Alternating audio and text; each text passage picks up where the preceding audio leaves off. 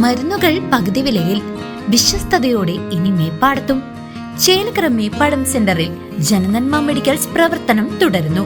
ഉതുവടിക്കും പാഞ്ഞാളിനും പിന്നാലെ നന്മ മെഡിക്കൽ ഗ്രൂപ്പിന്റെ ഏറ്റവും മികച്ച സേവനങ്ങൾ ഇനി മേപ്പാടത്തുകാർക്കും സ്വന്തം. ബ്രാൻഡഡ് മരുന്നുകൾക്ക് 10% മുതൽ വിലക്കിഴിവും ജനറിക് മരുന്നുകൾക്ക് 50% ലാഭവും ഞങ്ങൾ ഉറപ്പു നൽകുന്നു.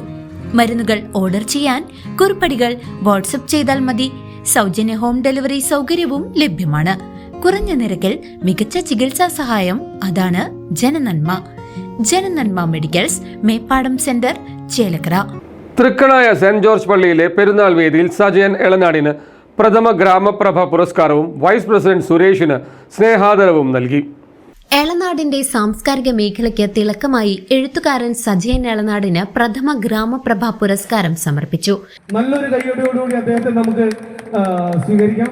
അതുപോലെ തന്നെ അദ്ദേഹത്തെ പൊന്നാട അണിക്കുന്നതിനായിട്ട് പള്ളിയുടെ സെക്രട്ടറിമാരായിരിക്കുന്ന എത്രയും ബഹുമാനപ്പെട്ട ശ്രീ ബിജോയ് കോശേരി, അതുപോലെ തന്നെ മേബിൻ കുമ്പളമ്പുഴയിൽ എന്നിവരെയും ഇത്തരണത്തിൽ ക്ഷണിക്കുന്നു.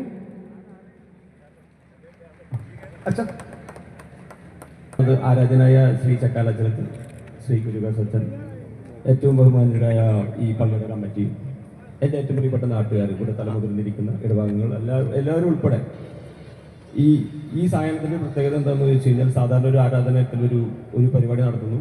ഇപ്പോൾ ഈ ഗാനമേളക്കാർക്കറിയാം, ഓരോ അമ്പലത്തിലാണെങ്കിലും പള്ളിയിലാണെങ്കിലും മോസ്കിലാണെങ്കിലും ഒക്കെ പോയിട്ട് പരിപാടി നടത്തുന്നു.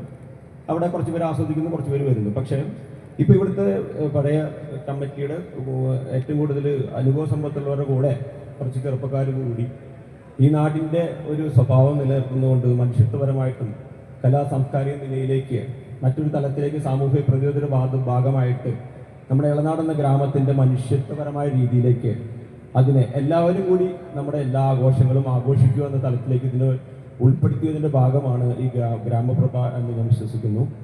തൃക്കണായ സെന്റ് ജോർജ് യാക്കോബായ സുറിയാനി പള്ളിയിൽ നടന്ന പെരുന്നാൾ ചടങ്ങിലായിരുന്നു പുരസ്കാര സമർപ്പണം.